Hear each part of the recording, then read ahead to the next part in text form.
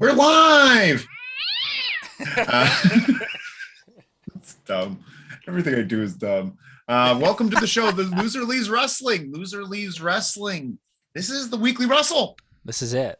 We're here at the Weekly Wrestle. Thank you so much for joining us. Smash the like button. We love when you smash the like button. My name is Red Jefferson. I'm here with Roy Hammer. Ew. You're doing double glasses today, huh? So these are, I was just messing around, but do you remember Ace Ventura, Pet Detective?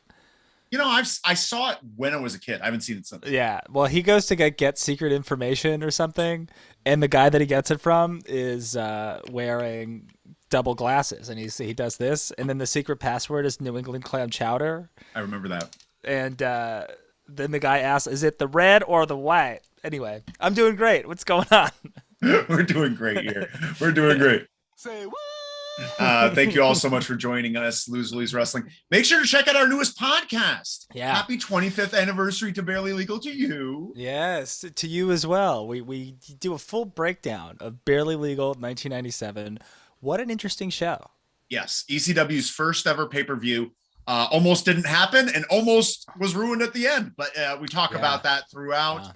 I love the podcast. I think it was a great time. I think we had a great time. I Check it out. It's on wherever you listen to podcasts. Yeah. And if you're a Patreon subscriber, you get that great video. Yeah. And there's some moments in there when the video is fun. Thank you all so much for joining us. We're going to give you one of these. Should I give it? Wrong. Okay.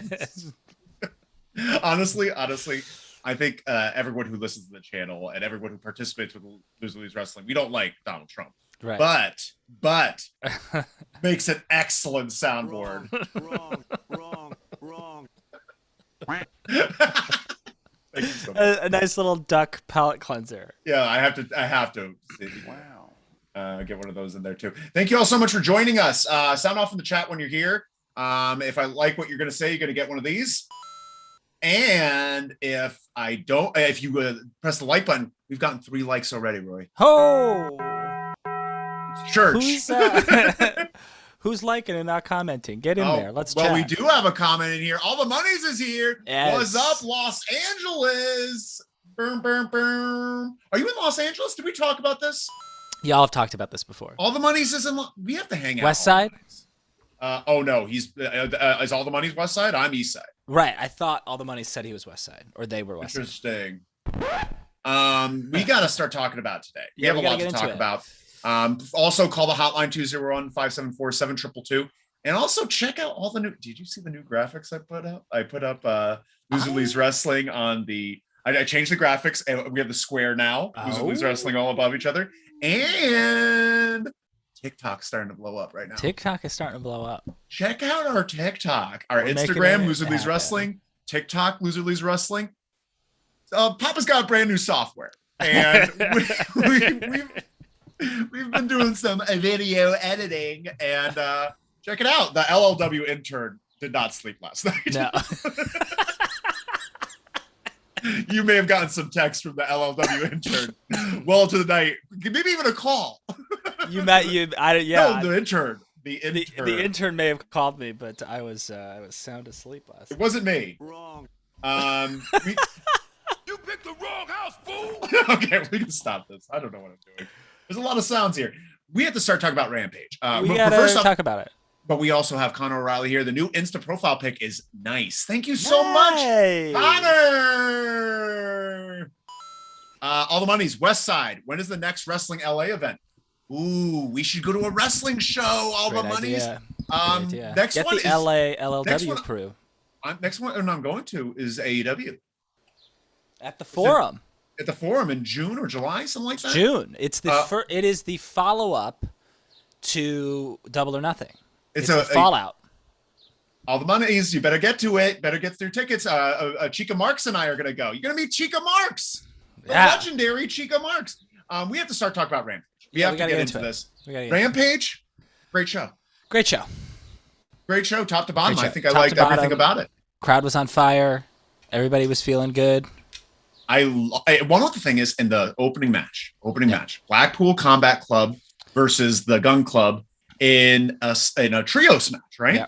And you know my feelings on trios matches, right? There's too many people. It feels very mishmashy. Yep. But you know what they did? Had an amazing trio. If this is the way they're going to have trios matches, I'm for it. Because it made sense. It was a good, strong match. It wasn't all over the place. There was structure. Mm-hmm. And honestly, just great stuff throughout. Did you like that match? I did like that match. I thought it was good. I don't foresee all of their trios matches working this way moving forward, just because I think the Blackpool Combat Club. Well, I was about to say that they needed to work. Where'd you find this? They needed to work around the Gun Club, who are good wrestlers, but they're certainly not as good as the Blackpool Combat Club. So yeah, but also they did a great job too. Yeah, they're a good foil for them. They're a great absolutely. Foil. They are a great foil. Period. For anybody that they wrestle, they are a great foil. They were a great foil for FTR. And they were maybe going to be a good foil for Cody at some point. I don't know. But yeah, they're great. And the crowd loved it. And it was fun. It was just a fun, good time. Was this a live show? Yes, it was. Okay. It was very hot. What else did we see on there? We saw Butcher get a squash match, which was good. Honestly, the best Butcher has ever looked. Yeah. This is the best, because his matches should be short and simple. Yeah. He looks amazing. Yep. Keep that going. Let him no-sell some shit. And then just let him either win or lose fast. Yeah, and I think too, he is in better shape. He's in better conditioning, and you can see it. It shows. He looks great. He looks great, but besides even that, I don't think his wind was ever the issue. It's his wrestling acumen. Sure. Well, he wrestled. Do you remember when he wrestled Moxley? This was during height of the pandemic. He wrestled Moxley, and within 2 minutes, he was just gassed. And Moxley had to carry him around. I just think he's getting there. He's doing well. I love that he got a squash on a live show. And I'm curious how old he is. If anyone knows how old Butcher is. He's in his 40s. Is he? Yeah, I believe so. I thought he was one of those guys that look like he's 55, but he's really 35. Yeah. I'm gonna find out. Hey, thank you for that like. We appreciate it. He's 44 years old. That's not too bad. Because he didn't start wrestling until at least he was 35 or 36. Still time. Yeah, there is still time. Goddamn time. There's still time. But to be fair, he was trained by Josh Barnett and Blade. So that's a pretty serious duo. That's pretty good. That is a good duo. But we have what else would happen tonight? Last night. The Ruby Soho in a nice little squash match to get her in the Owen Cup. Yeah. And then we have the main event. And wasn't there something else? I thought there was something else. I might be wrong about that. But the main event was a good main event as well. We had the Adam Page taking on Adam Cole in a nice little Texas death match. And it was good. It was nothing to write home about. I feel I just feel like I would have preferred a regular match. Yeah, just one more. Another one because they're very good, and I want to see that back and forth. And I don't think this earned a Texas death match. Yeah, I can agree to disagree, but also agree with you as well. It's difficult because it's one of those things where based on all of the things that they did on paper, it did earn a Texas Death Match, but this isn't a knock on Hangman, because I think Hangman has done everything right as champion. Everything. He's had great matches, great opponents. He's beaten high-level guys, but everything just feels so crowded right now that sometimes his title reign can feel not like the most important thing. So everything that they did leading up to the match on paper lended itself to having a Texas Death grudge match, etc. But because there's so much happening all the time that the heat wasn't really there as much as it could have been. You know, the thing is, I want to agree with you. Because I hear what you're saying, and I think on paper it makes sense. But how come people like we don't have these issues with CM Punk, Daniel Bryan, Jon Moxley, where these things don't feel warranted? They have a little bit more control, I'm supposing. I think that Adam Page needs to pull back a little bit, kind of be like, I don't think this warrants it, because TK will let everything happen always. You kind of have to put the brakes on, and I'm sure CM Punk and Bryan Danielson are putting the brakes on things, because they like every match makes sense, every setup makes sense. They're not overdoing it. How many gimmick matches has Bryan Danielson been? I mean, 0 technically, but like he's still like his title matches with Hangman were essentially no disqualification matches. CM Punk, only one. You know, like the thing is, it's really, I think that's a great way to do it. You know, hold off on these gimmick matches because they make them more special. When we had that dog collar match with CM Punk, we lost our fucking minds. Yeah, we lost our goddamn minds. For sure. Connor O'Reilly says in the chat, I think Butcher can commit a lot more to wrestling now since his band broke up.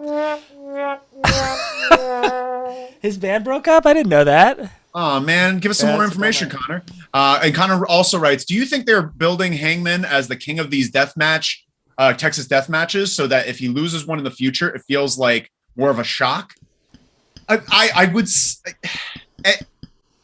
feel like the way they're building him with his Texas death match thing almost feels like giving yourself your own nickname. You know, it doesn't feel very, you know what I mean? Yeah, like kind of. It feels forced. It feels forced. Like, oh, I'm having death matches all the time, and I've said it a few times now. I guess you could call me Mr. Texas Death Match. It doesn't feel like his match because it's been forced upon him so much. I just know that, like, yeah, I don't know. I think his next opponent's going to be Punk. Oh, you think so? Yeah. They're going to fight at the pay-per-view, and that's going to feel massive. Like, that's going to feel huge. And it's not going to feel huge in, like, an imbalanced way. Both of them are going to feel significant in there. And that's the thing, is that Hangman feels significant, but based on the placement on the card, you know, this was a live Rampage, which makes it a little more significant. And more exciting. But it was still Rampage.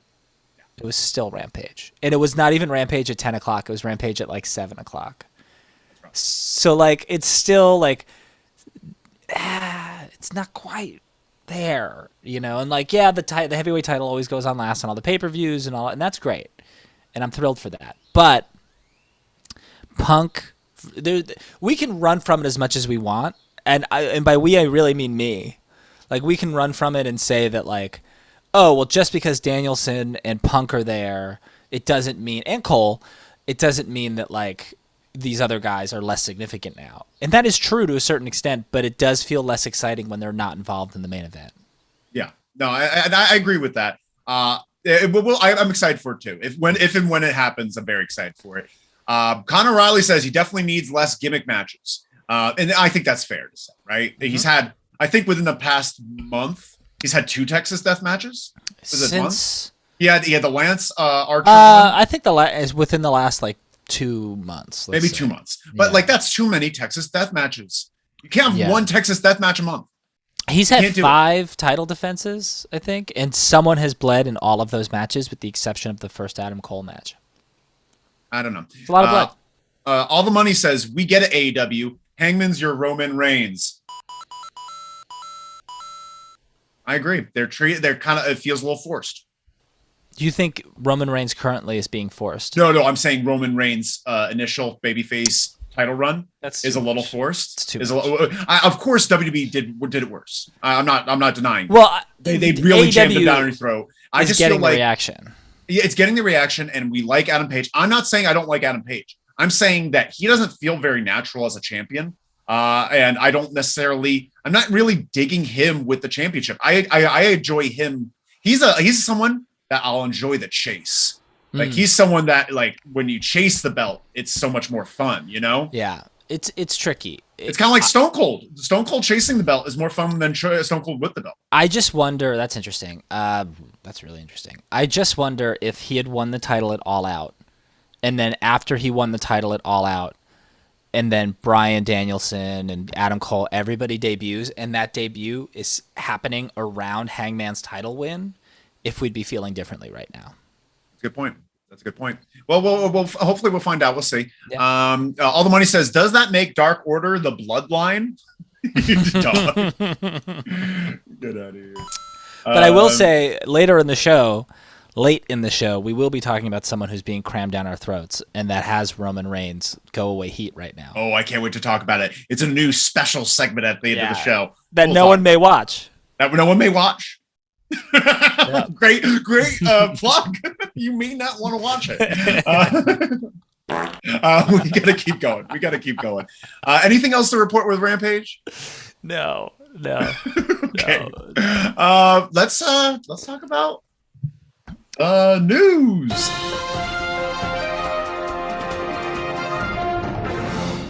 Psychotic on the news. I was about to do the typewriter that I thought better. It's so loud. The typewriter's so loud, and it's also it's called keyboard rage. That's what it's titled. Tam, if you could hit the first news story of the day. Very excited to talk about this. Number one news item. Well, the number one news item that we can talk about right now. Though there's another news item that's coming at the end of the show. Number one news item, learning more about Satnam Singh's debut on Dynamite. I want to talk a little bit about that because it got a little bit of a mixed reaction from people. A little bit mixed reaction for people in our chat. Yeah. Fans around the world and in the back. It was universally panned. It was universally panned. The nicest things I've heard about it are the things that you and I said about it. We are the nicest about this. We have been very kind. But essentially, a big reason why he made his debut, because he started working with them. You even mentioned late last year. He started training with QT. And they brought him in because Warner and Discovery, the merger, now Warner is a part of Discovery. Discovery owns, what is it called? Eurosports India channel. Yep. And they wanted just to have a big splash in India with a big Indian superstar. And what we got, a poor reaction from the fans and how he was debuted, coming out with the lights out thing, and then rougher looking offense. We haven't seen what he could do yet. This is his first time out there. Maybe should have had a few matches on Elevation, but we didn't get that. And Tony Khan has apologized. What? Really? Oh, yeah. He's just like, yeah, I could have done it better.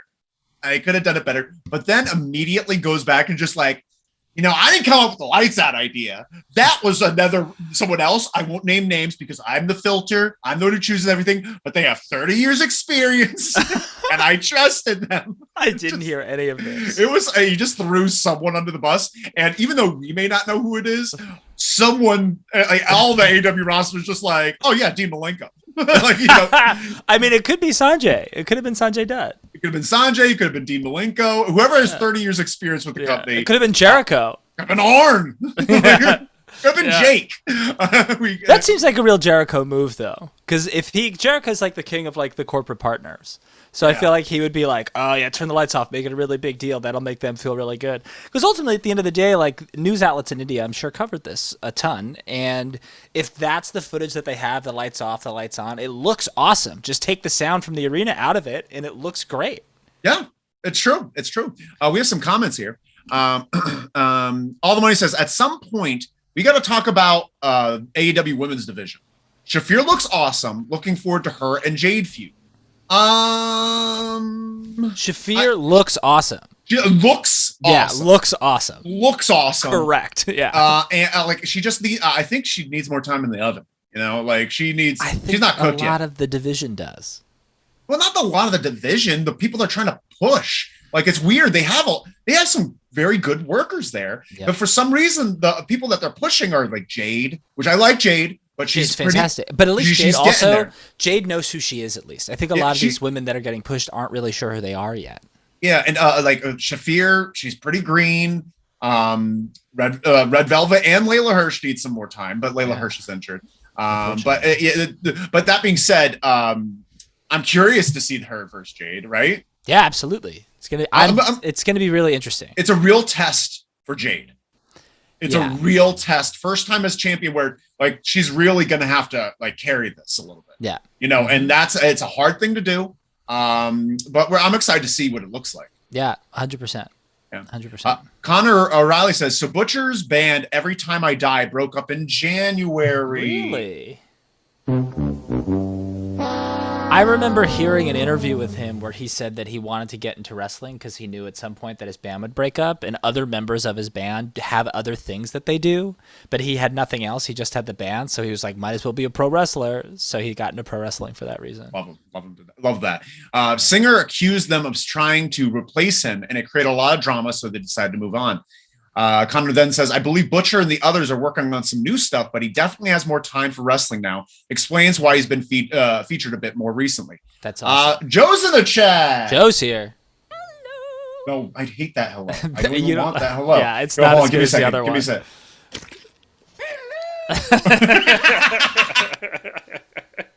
I gotta get rid of that other one. It's not. What did I do? Okay. I had a heart attack there. Joe writes, Tony Khan, I'm the boss. The buck stops with me. Also, anytime something goes wrong, it was something else. Probably the bots. Get some coins, Joe. Yeah, he definitely blamed someone else in the company. Redley697, softball players will hold on. What are you doing, Redley697? What's the comment? Okay, let me see if I can find. I'm getting ready a button. Redley says, softball players wild make great baby faces.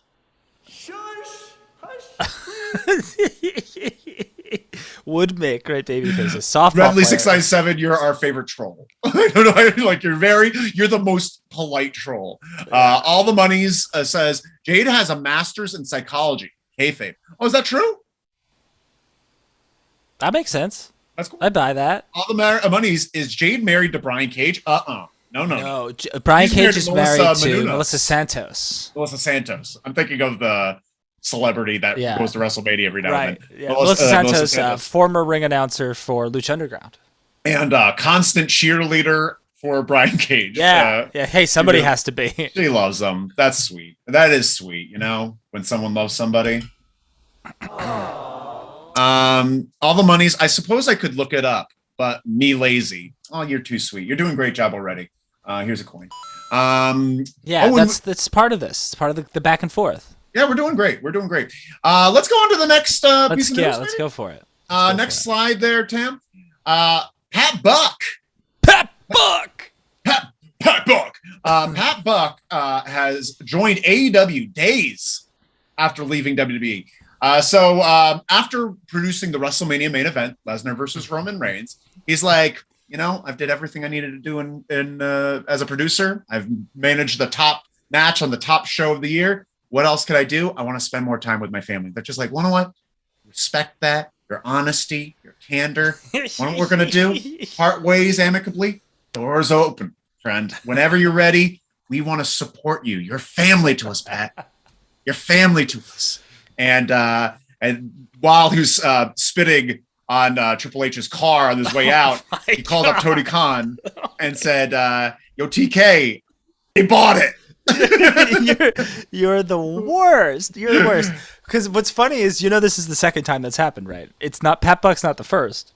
Sanjay Dutt pulled the same thing. He was like, I'm good. No, but Sanjay Dutt's just like, I don't want this anymore. I'm like, I hate wrestling because of you. And then he's just like, he found out he loved it the next day. You know, you really did love it. Because wouldn't you also love like the thing that you love with all of your friends? Like that's what it is. And I think Pat Buck did the same thing. And this is the Kevin Nash treatment. When Nash called up Ole Anderson in 1993 and was like, hey, you know what? Wife's killing me. I got to quit the business. And Ole's like, no problem. And then as soon as he faxed that release over, he went right up to Vince. So this has been happening for years. So I don't know why you suddenly think Pat Buck's like the worst person in the world. I think it's just funny. I think it's funny more than anything else. I don't really hate Pat Buck. I'm happy for him. You know what? This is a good get for AEW. Yeah. Pat Buck's obviously probably a very good producer. And he also was working in talent relations at the time. With WWE, he's doing some talent relation stuff. So he's pretty valuable. All of this is super, super needed. And also Pat Buck is, I believe, and I could be wrong, but I'm fairly certain Pat Buck opened the wrestling school in Long Island or on Long Island with Brian Myers that trained MJF, Chris Statlander, and some other people too. So like he also knows how to train as well. Yeah. Well, he does. That's a part of it as well. He owns Creative Pro Wrestling Academy, right? Yeah, in New Jersey. Also, no, it's a different one that I was thinking of. He runs Wrestle Pro. He runs Wrestle Pro, and Wrestle Pro, where I believe the big friend of the show, Nick Saber, international Nick Saber, was going to be doing some reffing for them. Right. And also I believe Fallah Bahh works at Wrestle Pro. This might be an in for Fallah Bahh to get into AEW, which I'm looking for.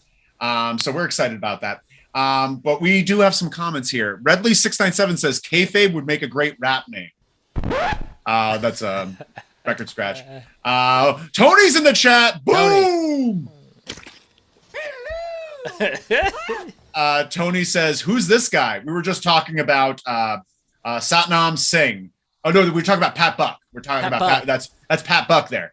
Pat Buck just left. Just a recap for you, Tony. Pat Buck has left WWE and now he's in AEW as a producer. Very good. And I think this is stuff that they need. AEW doesn't need writers necessarily. They need producers who are going to provide input on storylines. Yes. And 100%. Pat Buck, a good example of someone who can do that. Yes, I think that's a very good point. The structure. We're looking for structure. Redley697 says, "I didn't get a hello button." Find the saddest hello button I could find. I don't have one. Fine, I'll give you this one. You're gonna get it.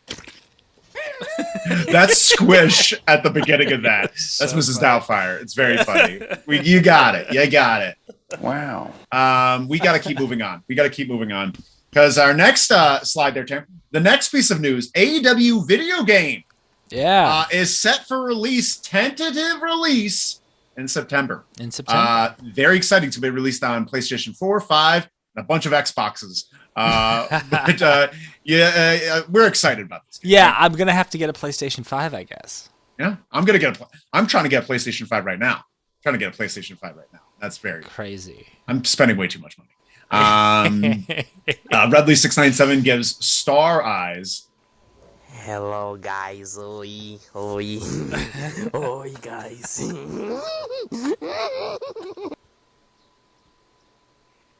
And next, we should move on. Well, wait, I don't.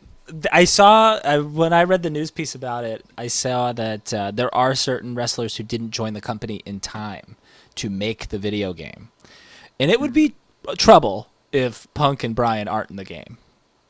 I'm sure that they would be. That was back in the summer, Yeah, it was almost a year ago.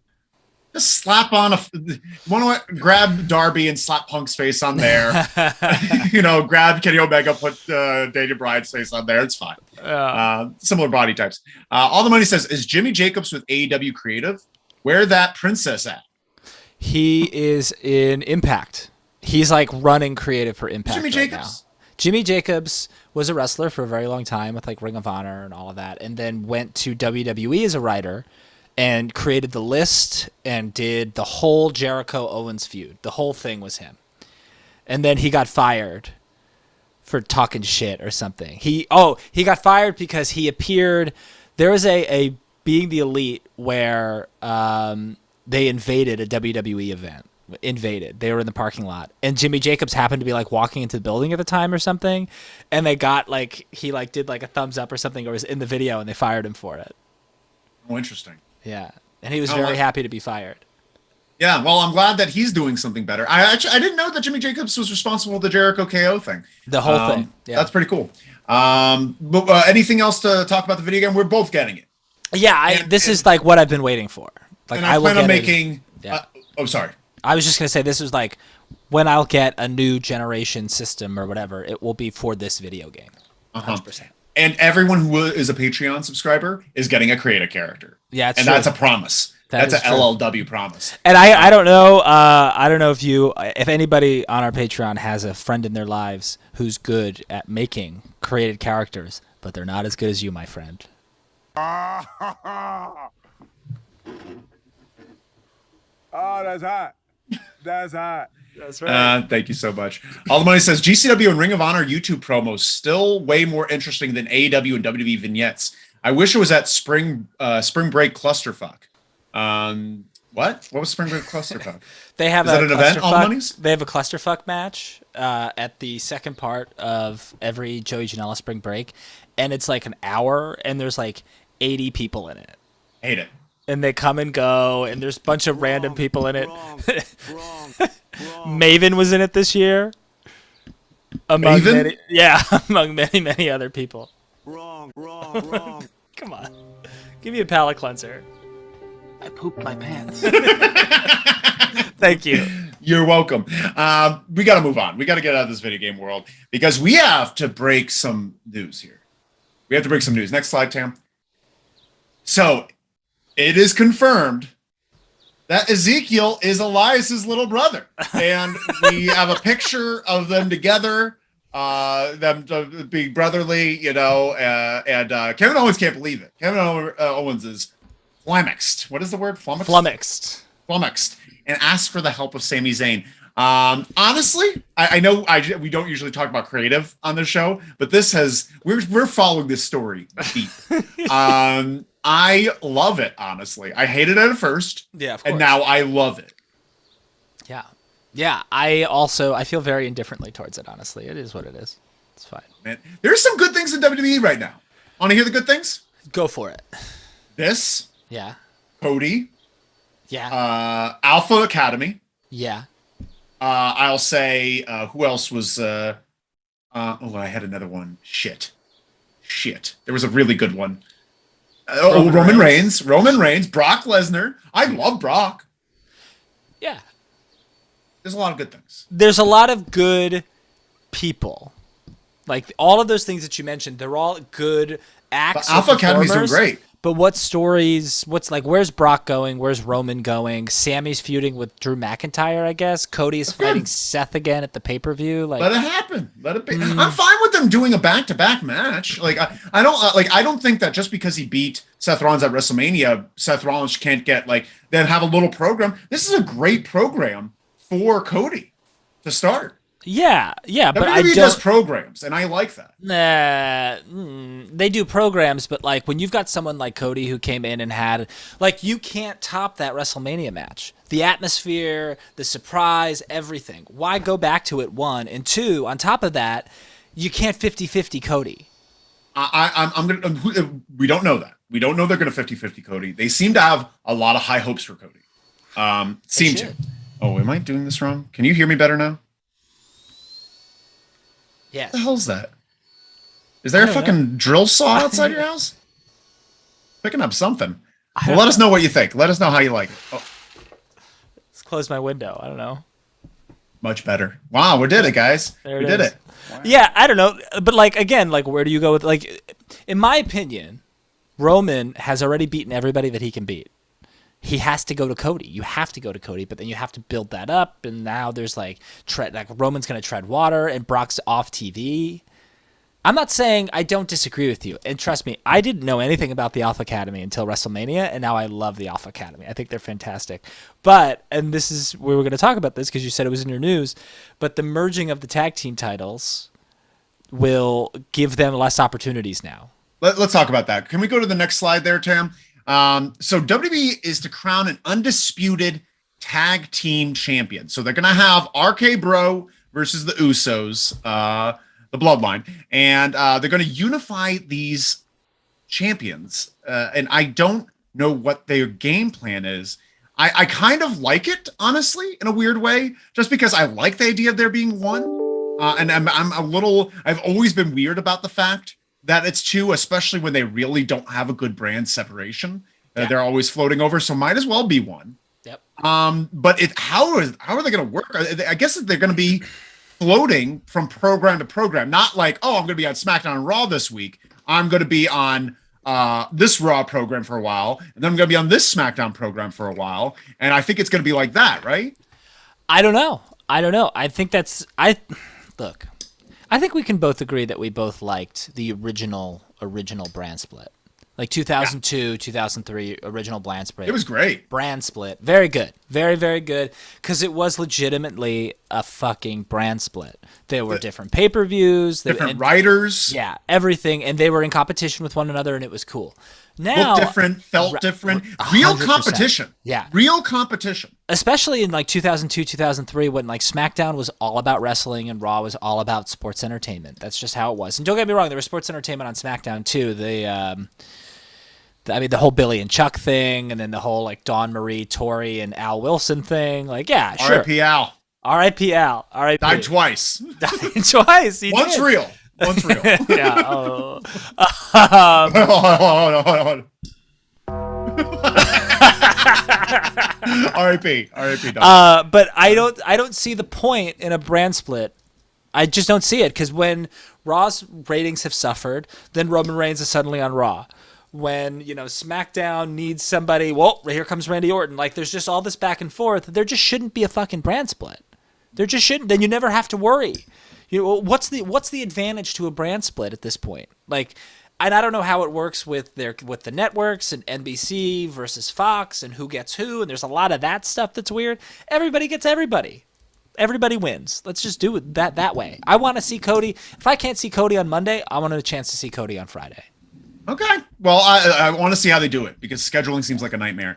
Some comments here. Joe writes, hope it doesn't suck. I think talking about the AEW video game.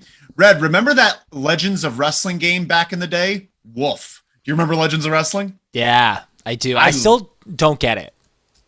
Because there was like a crowd meter, and you have to get the audience like hyped up. So you have to do a lot of moves to get the crowd meter going. You remember that?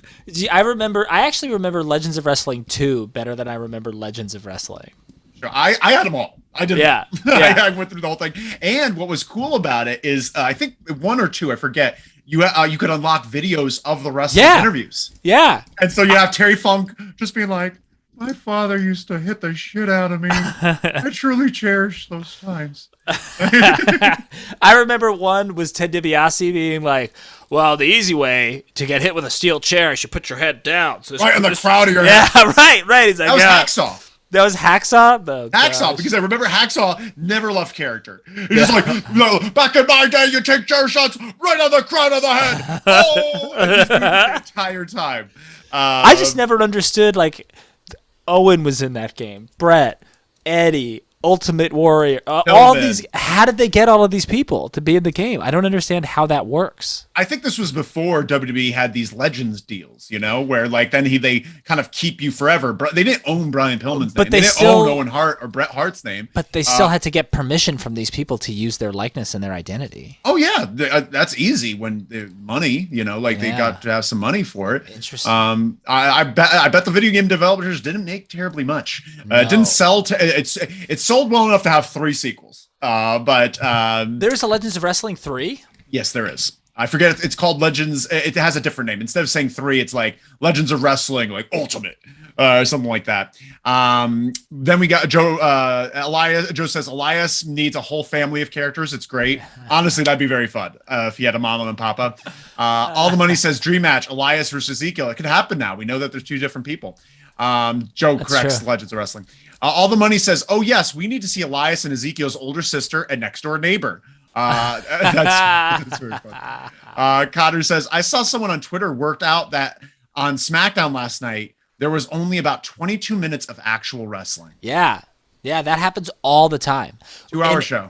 In all of WrestleMania night 1 and 2 combined, there was like 3.5 hours of wrestling, and the show is almost 8 hours. Was that? Is that real? Yeah, that's just what happens. Between That's the video nuts. packages and the commercials and the interviews and all and that the intros. Honestly, but you know what? With WrestleMania, it's different because we at least get payoffs for these matches. Yeah. And it feels like a payoff. Yep. All the Money says WWE unified the belts before. Triple H introduced the current version. It's the year of the Great Reset, y'all. They have a Great Reset every other year. It feels like this happens every other year. How many undisputed champions have there been? You know, like, isn't that crazy that there's been like, oh, we're unifying? I believe Randy Orton was one, Jericho was one, Triple H was one, whoever this new one is. Roman Reigns is one. Yeah. You know, it's just too much. Let's just have it end. Joe writes, wrestlers are generally broke. So yeah, they like money. Former wrestlers are generally. That's true. Retired. Joe writes, Coke and blow ain't cheap. Leave them alone. Hey, come on. Everybody's cleaned up their act now. Wait. You picked the wrong house, fool! I don't know if that was a good one. I just wanted Daddy No. But it's okay. Daddy Chill. I can't find Daddy Chill. Oh, that's what I was looking for. Daddy Chill. But it's okay. We'll keep moving on. Anything else to talk about with this tag team unification? No, I was just I'm trying to be the research guy now. So I pulled up Legends of Wrestling, but there's nothing in here. We'll talk. That's good though. I like that. I like that moxie. Moving on. Next slide there, Tam. WWE has a list of an internal list of their top heels and faces. Did you see this? No. It's interesting, and it makes me feel positively about Cody Rhodes. So on Raw, the top faces in order, number 3 is AJ. Okay. Number 2 is Cody. Number 1 is Lashley. What? Yeah, they're treating that's their top 3 faces. And on the heel side, Edge and Damian Priest is 1. Okay. Number 3, I mean. Kevin Owens is number 2. And Seth Rollins is number 1. Like, that's a good main event. Yeah, I'd be curious to see what SmackDowns are, because I don't know if I feel like the depth is on Raw. The depth isn't really on SmackDown. So when you get to that, they don't even have a list. They just have the top one heel and face. It's Roman Reigns and Drew McIntyre. I guess right underneath Roman Reigns would be Sami Zayn. Sure. And right underneath McIntyre, maybe Shinsuke. Ricochet. But Shinsuke maybe, because he's facing for Roman Reigns, which is he? Cool. Yeah, that's his next program. And that's another great thing that they're doing. Shinsuke's going to be moving up a little bit. Because of Boogs. Because of Boogs' janky leg. Yeah, it's sad. But I just thought that was an interesting list I wanted to discuss. That is really interesting. It's interesting. It's interesting. We had a couple likes. Just wanted to make sure that you guys are heard. Thank you so much. Moving on. We've got some other news here. This is podcast news, the world of podcasts. Next slide there, Tam. So we got some podcast news here. Stone Cold Steve Austin's next Broken Skull session. Who do you think is interviewing? It's Bully Ray, right? Bully Ray. Yeah. I just thought that was interesting, and I'm very excited for this. Yeah, I know you are. What do you mean? What the fuck is that? You're a big-time Bubba fan. You're a big Bubba fan. You're a bigger Bubba fan than anyone I've ever known. Hold on. Before I get canceled. You're not gonna, he didn't do anything. He's just a dick. Because I don't know what he said. I don't know what he said. I don't listen to him. But I love his wrestling. But I am excited to see, I don't know, just like with the Jericho thing. It just seems like Jericho on there. I'm into it. I'm going to watch it. I like those interviews because I really do feel like Austin doesn't pull punches. Austin's just Austin. And I do like those interviews. Maybe we'll do an empty arena about it. That's a good idea. We're going to do an empty arena. Check out our empty arena series. It's a podcast everywhere. You can listen to them. Check them out. We're doing ECW Barely Legal 1997. We just did it. And but also another podcast news. Guess who's getting a podcast? In the line of podcasts, and we just got a few announcements earlier with Foley having one, and Road Dogg has one, Jake's has one. Who do you think? What WWE superstar is getting a podcast? Former wrestler. When were they popular? Hall of Famer. Yeah.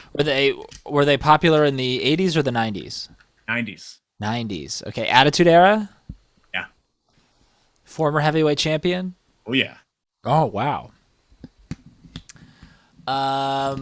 Former heavyweight champion in the 90s. You're gonna love it. Am I actually gonna love this? No, you're gonna hate it. Oh no. And it's okay, so I'm just thinking of the heavyweight champions. There aren't that many.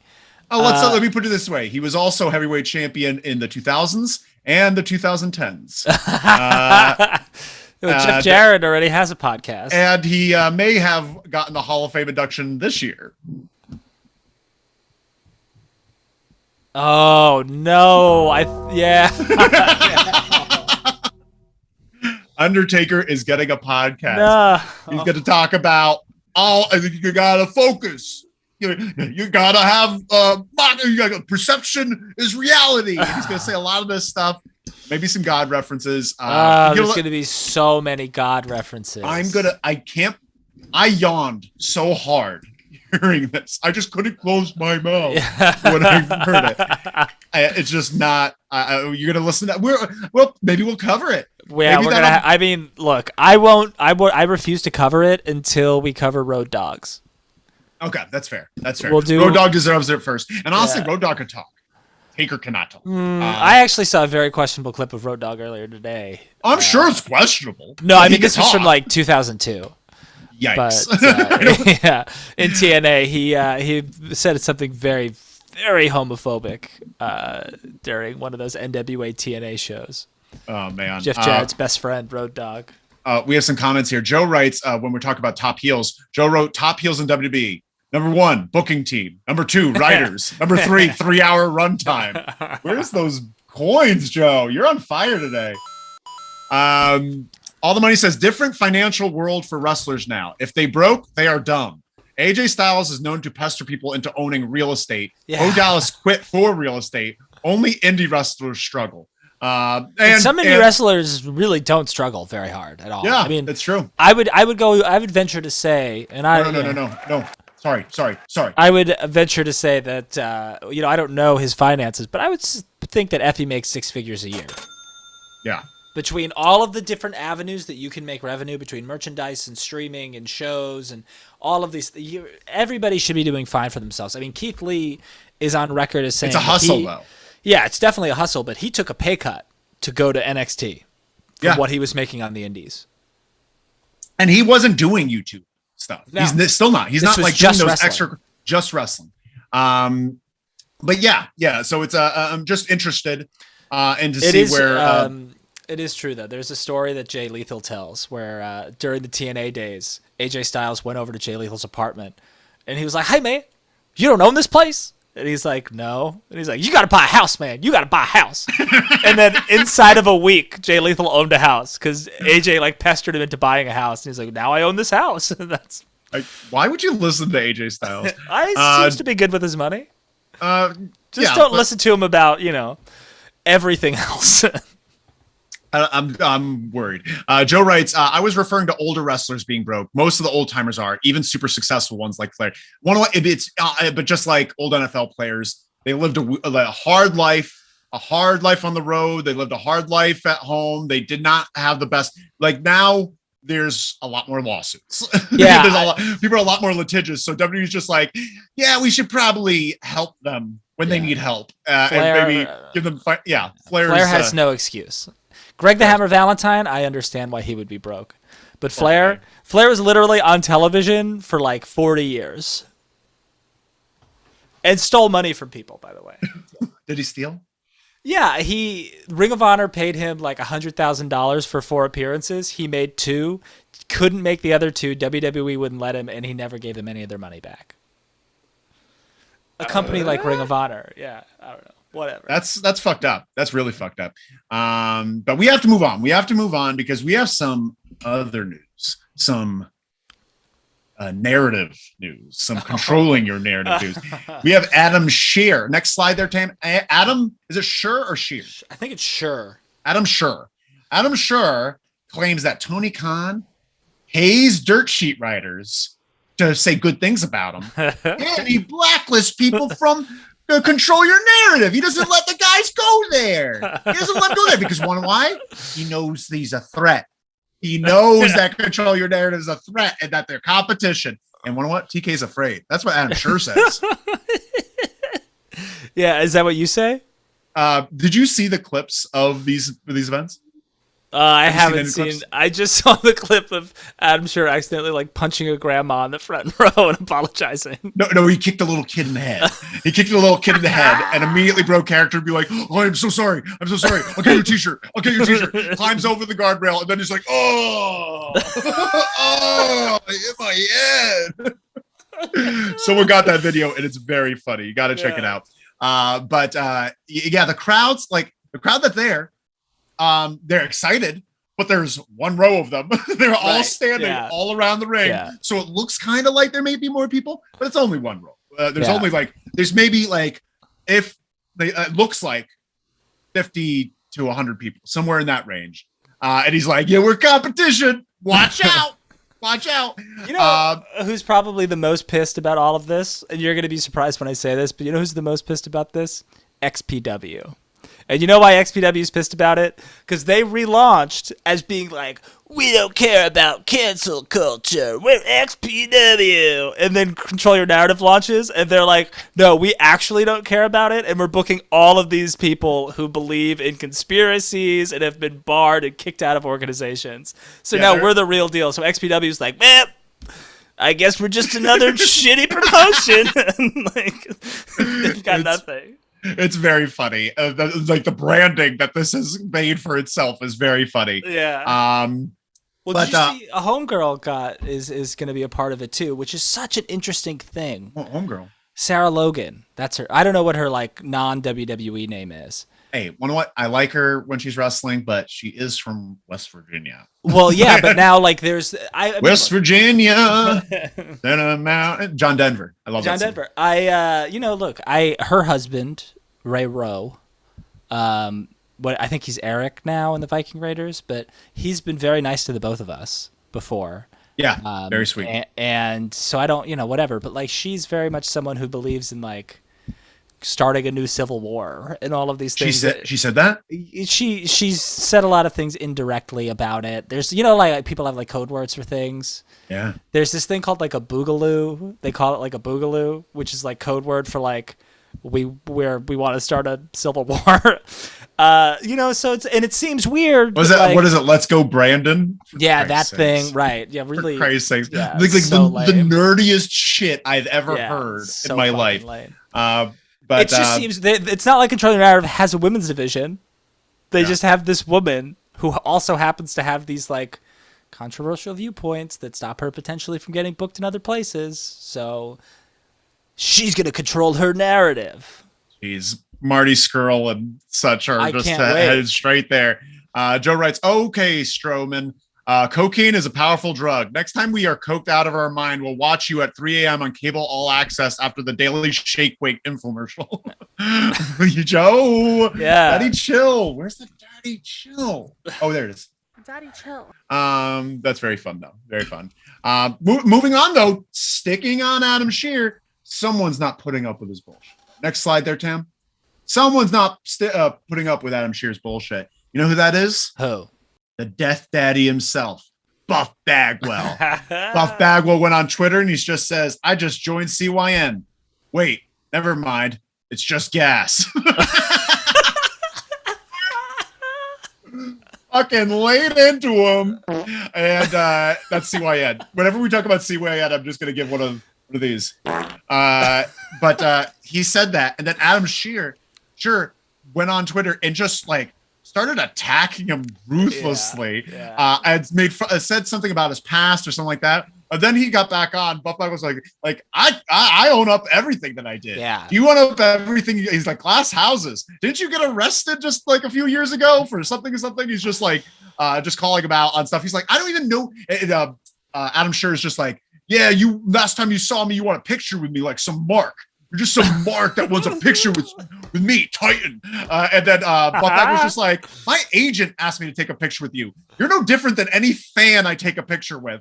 And he's just like, I didn't even know you were a part of this promotion. Why are you like jumping to my throat? And then Adam Scherr backed off. He's just like, whoa, guess I raised a little hell there. We got to stick together. And then Buff Bagwell, the bigger person, is just like, yeah. Let's stick together. Yeah, I thought he said something like, yeah, I asked for a picture with you because I like taking pictures with clowns. Oh, that's good. Yeah. I wish he said that. I don't know if he said that, but maybe he did. I'm just saying, Buff Bagwell's babyface turn is going great. This is like, he's the biggest internet babyface there ever has been. It's crazy that he's wild. Just like Death Daddy. He's DDP's yoga thing. Like he was also in the clusterfuck, the Joey Janela Spring Break clusterfuck this time around. I'll take a look now, just to see the stuff. All the money says, I'm a simple man. I think everything wrestlers say is a work. We're going to talk about that. Actually, there's another piece of news that I can't wait to talk about. Does it involve meat sauce? Oh, that's coming up soon. But we'll talk about next slide there, Tam. Lince Dorado, asked to be removed from a match featuring Marty Scurll and Travis Banks. So this Lucha Libre promotion in Tijuana called the Crash. I haven't heard of it. But they had him in a tag team with someone else, I forget who, versus Marty Scurll and Travis Banks. And he's just like, take me out of this match, please. I'd prefer it. And he's like, I'm not trying to make a big deal of it. I'm not trying to make a big stink. I asked them this question. They said they're going to work with me on it. And he's handling it with a lot of class. And honestly, I respect Lince a lot more right now. The fact that because Marty Scurll, for those of you that don't know, was accused of sexual misconduct with a 16-year-old that was intoxicated. And he later admitted that it did happen, but it was consensual. And that's his defense. And then Travis Banks was accused of grooming a 17-year-old into being in a relationship with him, like mentoring this person and then, having that authority type relationship. And then it became a very emotionally abusive relationship where there's like pictures of texts that were just terrifying for her. I really respect Lince for taking a stand, which a lot of wrestlers won't do. And honestly, Lince isn't big enough to get away with this type of stuff, and he's doing it, and I really appreciate it. Yeah, he's the real deal. I actually just watched something the other day because he was the guy who called it. You remember Izzy? Remember this whole thing? Oh, God, yeah. And Izzy's dad and him, and because Izzy took a choke slam when she was like 11 years old, and Lindsay was like, hey, man, that's not cool. Like, don't let your daughter do those things. So when he got fired, and I just, I just appreciate him, him just being real, just being the real deal. He's, I really appreciate it. And actually, I want him down in AEW. I want him to have all the success in the world. I want to see this guy talk because honestly, I think I'd enjoy it. He's a good talker. Let's have it. Next up, we got some sad news, Roy. Yeah. Got the sad news. Next slide there, Tam. Everyone's favorite, Vincent, Virgil, whatever you'd like to call him. Curly Bill. Unfortunately, he has been diagnosed with early stages of dementia, and he's had a couple strokes over the past months that he did not know about. And he found out because he's like, my arm is becoming weaker and weaker to the point where he can't even use it anymore. He can't even use his arm anymore. And then when he went in, they're like, and you're showing early stages of dementia. And he came up with this lengthy social media post kind of explaining everything. And he has a lot of fun with this character that's came about the past 10 years of him just being crazy, like a crazy man. And you talk about his meat stick and his meat sauce, and you're talking about like fuck money. It's just, he's a lot of fun. And he's enjoying it. And even on his thing, he's like, I had a lot of fun with wrestling and I'm having a lot of fun with you guys. And he says like, I just want the love. I'm not asking for help or pity, just want love. And it's really sweet. We wish him the best, right? Yeah, sure. I mean, I think you can donate. I think he's like got a PayPal setup or something, and I guess he also has a mobile game called like Meat Sauce Brigade or something that you can play. Well, I'm part of the Meat Sauce Mafia, so I'm definitely gonna check out the Meat Sauce Brigade. Hell yeah! Do you have a favorite Vincent memory? Him being Curly Bill was very funny as a member of the West Texas Rednecks. But him making his two appearances that I've seen him have over the last couple of years, one at the GCW show at Hammerstein. I loved that. I thought that was great. You were not a fan. And then the other one that I loved was during it was like a Jericho celebration or something on AEW, and there was like a big gift and they pulled the gift off and it was Virgil. That was also very fun. That's what Virgil should be used for. Is stuff like that. Ultimate cameo person. Just have run-ins. But yeah, and before we get to the last piece of news, you wanted to say something about Ohtani. Yeah, Shinjiro Ohtani. At the end of last week, he was wrestling in 0-1 in Japan, and there was some type of spot into the turnbuckle where it was like a suplex or a power bomb, something like that into the turnbuckle. He went down, could not move. They immediately called for the paramedics. They asked everyone in the audience to leave, and he was rushed to the hospital and has not been able to move any of his limbs since. And the last update that I got was that he is having spinal surgery to hopefully remedy some things to prevent further damage. But I don't know how positive the outlook is for him ever moving or walking again. Did you see the moment? Or I haven't seen the moment, and I probably don't want to. Yeah, I've seen the aftermath. I've seen like the picture of him laying in the ring. But get well soon, Shinjiro Ohtani. Shinjiro Ohtani. He is 49 years old. He's been wrestling forever. He was the first ever WCW Cruiserweight champion. It was crowned in Japan, and he brought the title to America and immediately lost it to Dean Malenko, and that's really where it started.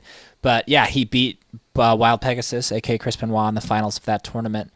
And he was wrestling at the time of this injury last week for 0-1, which is a company that was launched in the early 2000s, and he was one of the first performers there. He was really a pioneer of that company. And he also, a few years back, wrestled Nick Gage in a very technical 6-minute match at Joey Janela Spring Break. It was to the best of Nick Gage's abilities, and it was just a very cool thing to see that like a guy like him who's been wrestling forever was like down to just like have a match like that with somebody like Nick Gage. But yeah, I'm a big Ohtani fan. Did you ever have a wrestler when you were a kid who you knew nothing about them, but they had a cool name, so you kind of liked them just because they had a cool name? I'm sure there was. I can't think off the top of my head who they would be. Sure. I knew I liked Al Snow because I liked his name. Yeah, I love the name Al Snow. Yeah, I always thought that was really cool. I got like a wrestling magazine, like a Pro Wrestling Illustrated or something from like ShopRite when I was 9, and I read like Shinjiro Ohtani, and I was like, Shinjiro, like that's a fun name, and then I just became a fan of his from there. So yeah, it's always sad when you see stuff like that, especially these older Japanese wrestlers who just wrestle forever. And then you see something like that. So I did want to take a second to wish him. I think that's fair. And everyone watch an Ohtani match this week. Let's watch an Ohtani match. Let his name get out there. Let's show him some love. All the Money's writes, just looking forward to Cheeseburger versus Orange Cassidy. I have no idea what that means. Cheeseburger is a very popular Ring of Honor wrestler. He's no longer Cheeseburger. He now goes by the world famous CB. That is his name. I like that a lot better than Cheeseburger. But very good, very good. And we have one more piece of news for the day. Next slide there, Tam. And this is a thinker. It's more of just something that came about. Brian Hebner. You heard about Brian Hebner? Yeah. Brian Hebner came into the news, and he says that he thinks the Montreal Screwjob was a work. Montreal Screwjob, he says his dad wasn't in on it, but he said that he doesn't know for sure, but he believes it to be a work. And it just worked out really well. But that being said, I was thinking about this, and I've been thinking about this for a while now. And hear me out. First thing, do you think the Screwjob's No. Mm-mm. I think I do now. Want to know why? Would you like to know why? I would. Tell me why you think the Montreal Screwjob is a work. I think that Brett and Vince had this idea, and it's theirs. And they're going to do this. He let the cameras keep rolling. He spelled out WCW, a whole deal. He had this plan that they're going to stir it up. I'm going to go over to WCW. I'm going to make a lot of money for a couple of years, and then I'm going to come back. I'm going to come back and be a bigger star in WWE. I'll make more money in WCW for a little bit of time, give them more space to bring in new talent. Then when I come back, I'll be hotter than ever in WWE of all these new match types. And I think that's what happened. And when he went to WCW, his stock plummeted because they just didn't use him well at all. So it came to the point that then WWE is just like, maybe we don't want him back. Maybe we don't want him back just yet. And then he gets kicked in the head. He gets kicked in the head, and he never gets the chance. I think the reason that Brett is so bitter isn't necessarily because Goldberg. It is because Goldberg ended his career, but also he's just like, I left because it was a bit. I left for an angle. I could have been there. I could have taken a pay cut, but I would still been happy. They would have treated my legacy right. He's just like, I left for a bit. I got kicked in the head, and I never got that payoff that I was planning. And so then he just held on to this thing because he actually did feel a grudge towards WWE because he felt slighted. He's just like, why didn't you pick me back up? Why didn't you come after me? Well, like why? What? But I think his stock plummeted. I think this is a work. I think it's okay. What do you think? What do you think about the thing that I just spelled out? I think that's an interesting theory, but I think knowing what I know about Brett, there's no possible way that this is a work because he would have talked about it already. In his book, in something, he would have mentioned it. He's keeping this one to the grave. You guys want to know what this does? If he says it, he looks like an absolute idiot. If he keeps it this way, he saves so much face. He saves all the face in the world. I was screwed. I had to leave. But if he said like, yeah, like it was a thing and it just backfired. It completely backfired. And then he's just like, I couldn't come back because I was also like, I wanted everyone to think that I was angry at WWE because I don't want them to know. He was also probably with Owen, probably upset with WWE as well. That probably definitely added on. But I think it was because they didn't like Owen still had attention. He was still given championships. Yeah, he wasn't put on the top of the card because they never really had that much confidence in Owen as a main eventer. But like it wasn't a punishment. It wasn't a punishment, but they also wouldn't let him out of his contract. No matter how hard he tried to get out of his contract, they wouldn't let him out.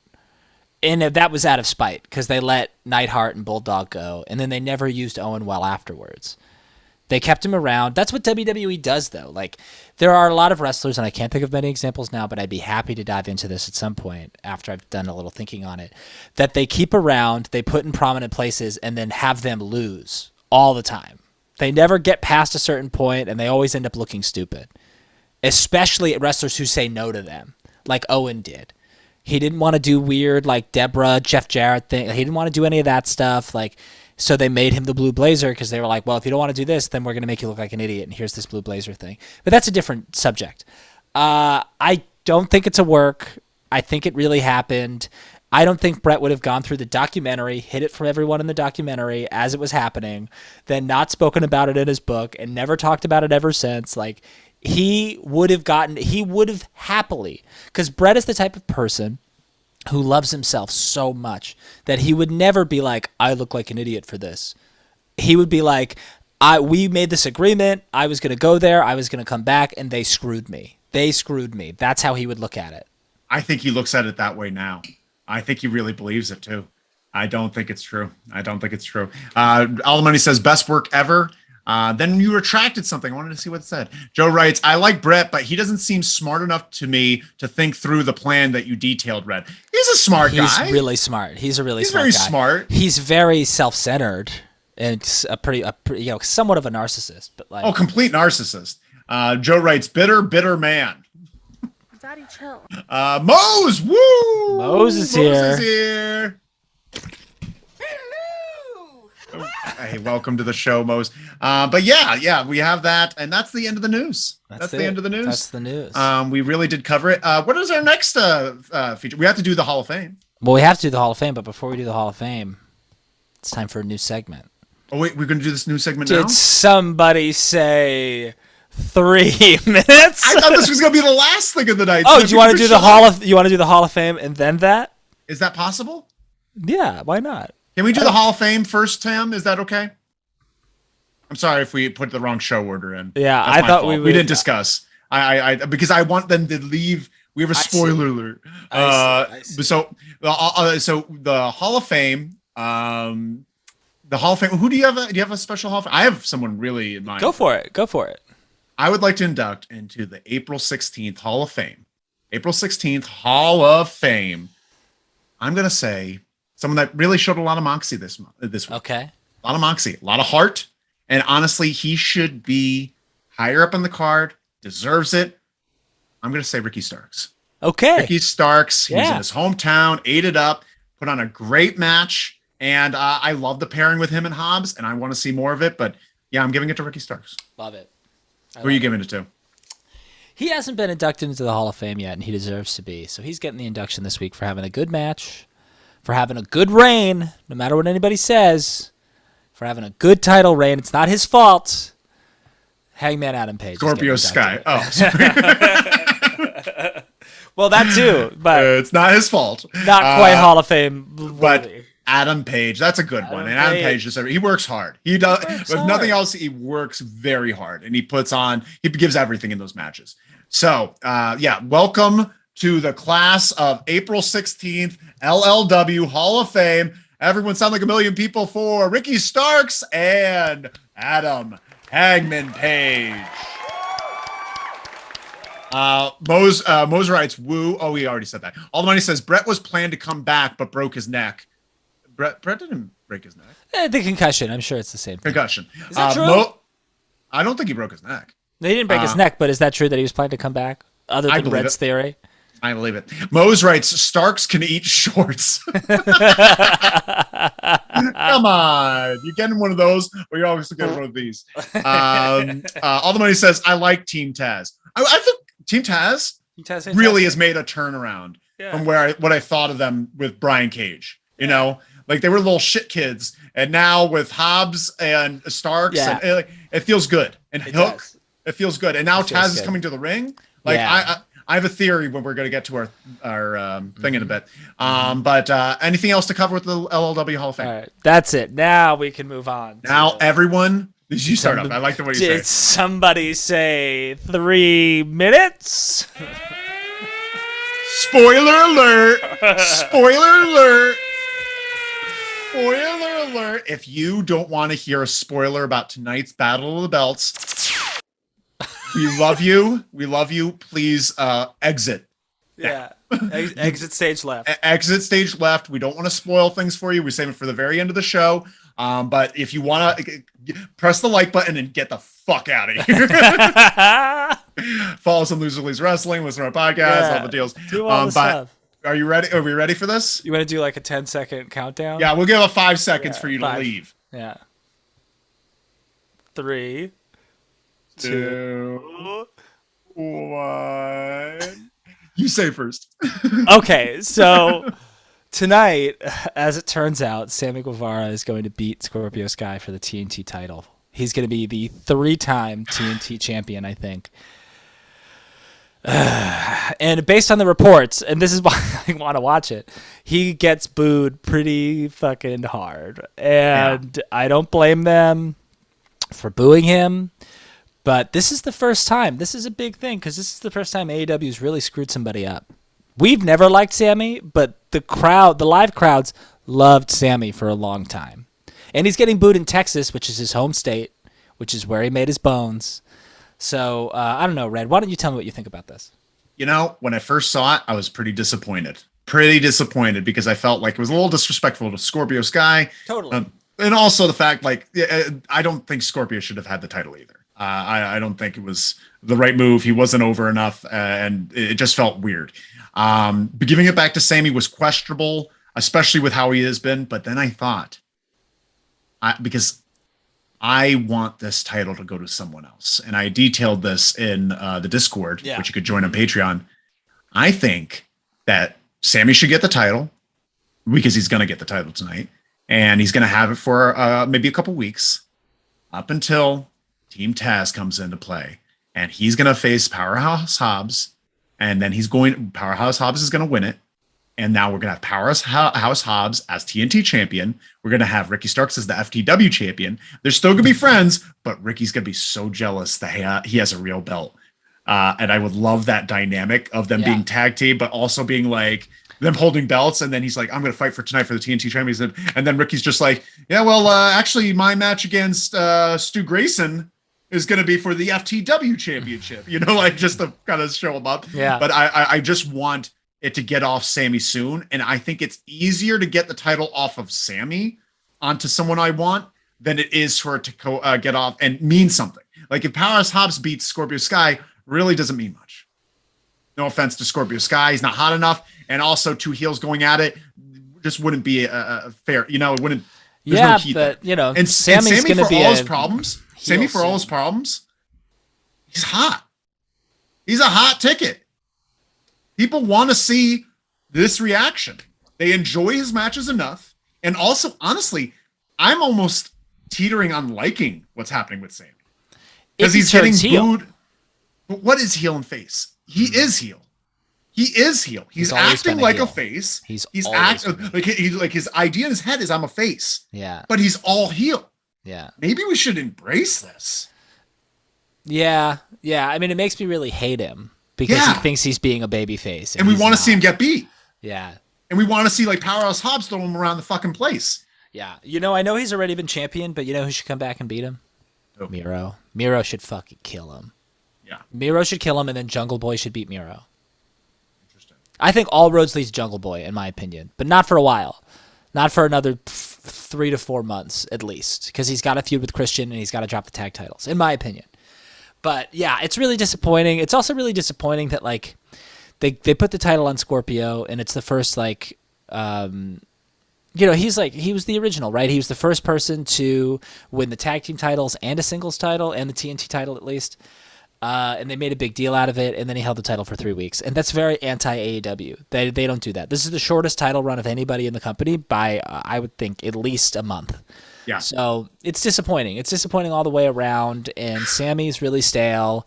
And you make a huge deal out of this guy being one of your pillars, quote unquote. But there's so many other people in the company who are just as young or younger in much better positions and are like, I mean, look what they just did with Yuta. Yeah. They just did that with Yuta, and this is what you're doing with Sammy. They skyrocketed Yuta. They put Yuta on put a jetpack on him, and he's at the moon right now. Yeah, doing a great job. But yeah, we have some comments here. Connor Riley says Ricky felt like such a star this week. Want to see him get pushed? Yes. Yeah. Want to see Ricky?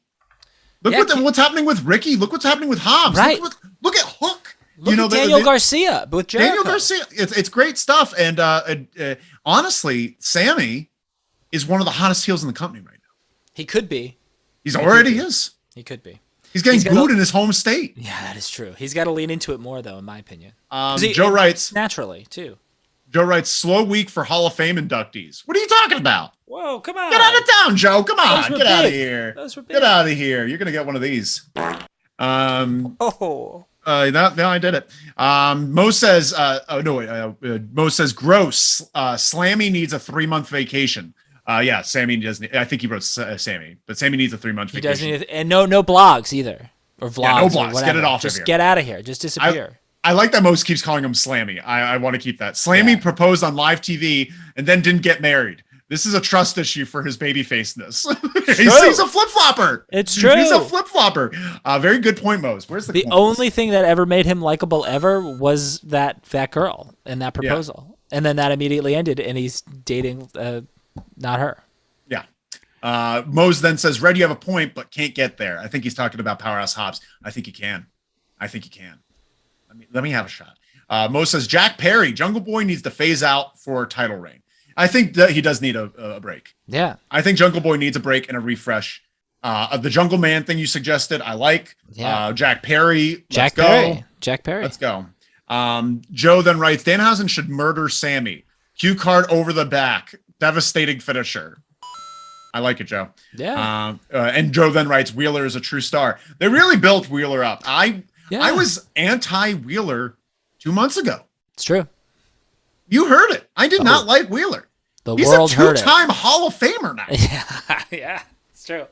That's true. Sammy, 0-time Hall of Famer. 0-time Hall of Famer. Despite having a really excellent ladder match with Cody. Honestly, depending how tonight goes, I can't wait to watch it because he might get in the Hall of Fame. If he gets I want to see how this works. I want to see how it works. I will watch the show. I mean, I'm excited for Dalton Castle versus Jonathan Gresham, and the women's match will be fine.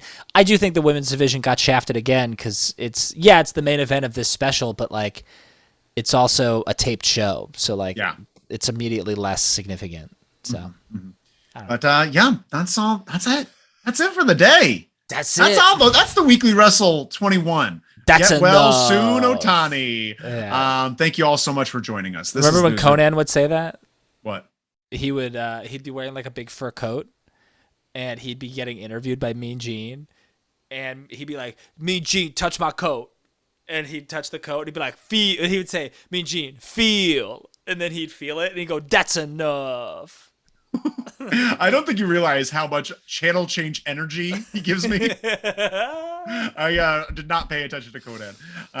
But touch everyone's coat, please. Only if they let you. Thank you all so much for joining us. Loser Leaves Wrestling. Go to the Patreon. Check us out if you want to. If you want to support that way. You gotta pay the lights. You gotta put up the lights. But thank you all so much for supporting us here. We really appreciate it. Even if you can't be on Patreon, we'll take likes. We'll take smashes. We'll take reviews on Apple. Yeah. But check us out, our newest podcast. We'll take voicemails everywhere. We'll take voicemails. Call the hotline 201-574-7222. That's if you just do these things, these free things, they fill up here. They make us rich here. It makes us feel good. It makes us rich here, which is what we like. But also for those of you on TikTok, watch us. Hit that. Everyone, watch this. Everyone, touch my hand. Touch my finger. Touch my finger. Wait, touch my finger right there. I can't wait to edit this in. This is for TikTok. Touch my finger, and it's gonna go touch the like button. Oh. So I'm gonna put it right over the like button, and then they're like, touch the fingers, and then it starts. And then they hit it. That's cool. That's a lot of fun I'm having. A lot of fun. The intern's having. Joe writes, live adult celebration after he wins tonight. Sammy would love that. Biggest face move ever in his mind. Yeah. Honestly, him having a celebration and him really believing it, that's great. Yeah. All the Monies, good job. Thank you so much, All the Monies. Hey, thank you. Then Joe says, great job today, boys. Thanks for all the podcasts. Happy Easter, y'all. Happy Easter, Joe. Happy Easter, everyone. Happy Easter. Happy Passover. Happy. Is there any other? But Easter, Passover. I got a card in the mail from my mom that said, "Happy Easter. Don't fall on your keister." That's actually very sweet, and it's good advice. Thank you all so much. Have a great night. Follow all the things. Bye. Check out TikTok. Bye. Damn, son, where'd you find this?